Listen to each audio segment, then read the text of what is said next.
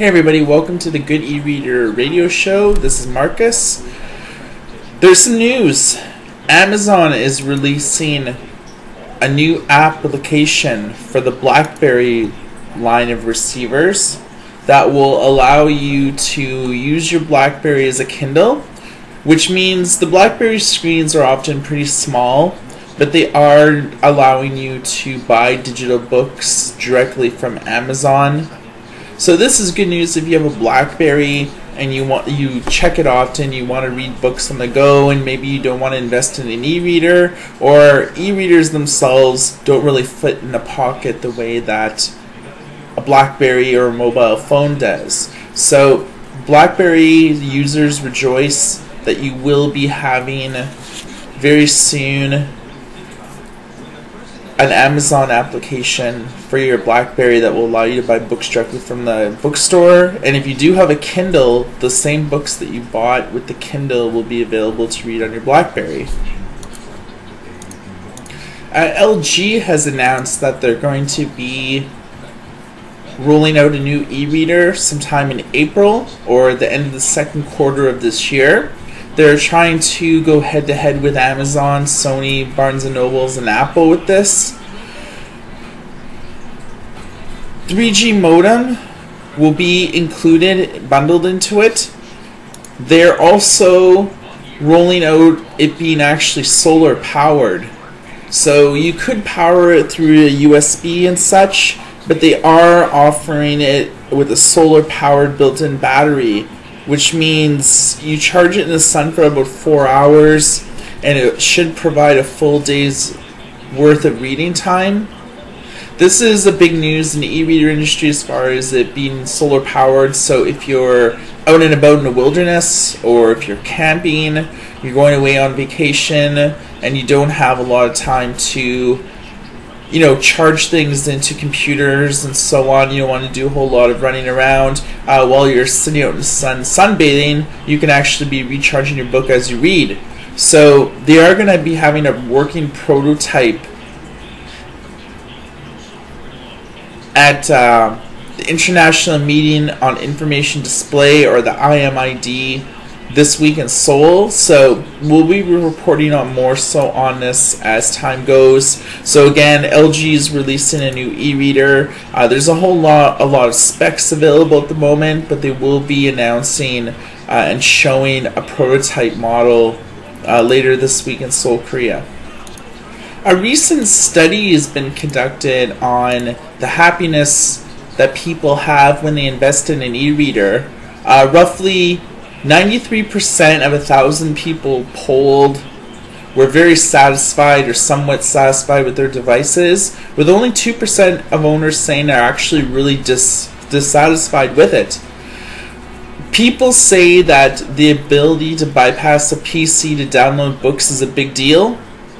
So e-readers that allow you to buy books on the go are the Kindle, the Nook, the Sony Reader Daily Edition, the Apple iPad, along with newer ones coming out such as the Microsoft Courier. So these ones all have built-in Wi-Fi or at least 3G broadband access. E-readers such as Sony Reader Pocket Edition, they still need a wired PC connection to retrieve books. Also, they say that touchscreen is a big deal. According to the study, 23% of survey participants say touch is their favorite feature. Now, when they say, obviously, what are the features that you like, there's always features that leave room for an improvement.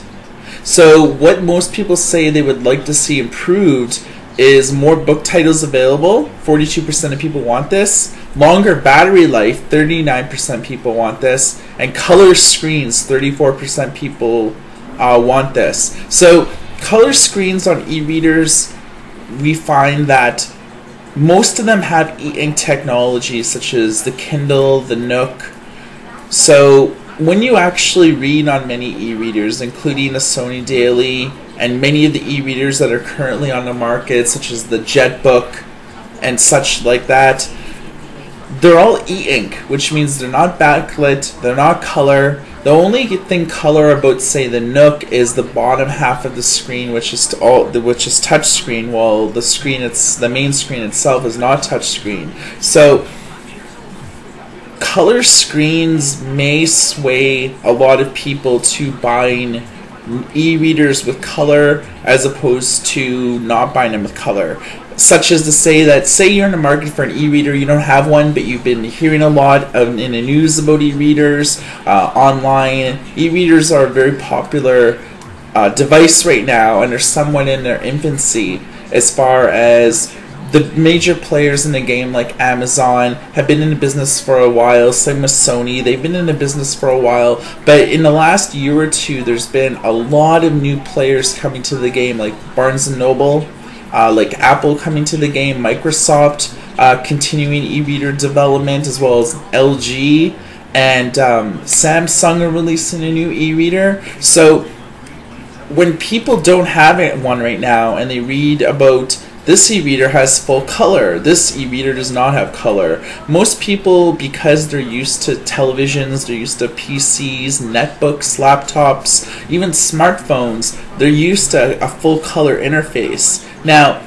most of the time, if you have a full color interface, you're not going to be having e-ink, which means that you'll be sacrificing really nice contrast and really nice resolution as far as reading a book to be able to have an e-reader that is backlit, that is color, and does more than just function as an e-reader. Like the Apple iPad, in effect, is an e-reader, but it allows you to surf the internet, it allows you to do YouTube, it allows you to do a lot of the functions in a PC in a tablet form.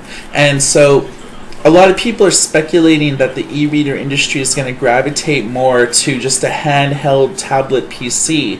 Like the Kindle DX is 9 inches, and you can be sure to bet your bottom dollar that with Apple iPad coming out, the Microsoft Courier coming out, the Entourage Edge coming out, that are going to be more touchscreen and more PC functions or laptop functions built into it, that it's going to sway a lot of people that maybe haven't bought an e-reader yet, or people that have very old e-readers that are thinking about all these new functions that are available in the newer ones. It's going to sway a lot of people to buying it. So that's maybe something to consider, and this is something that in future editions of the radio show we're really going to go in depth.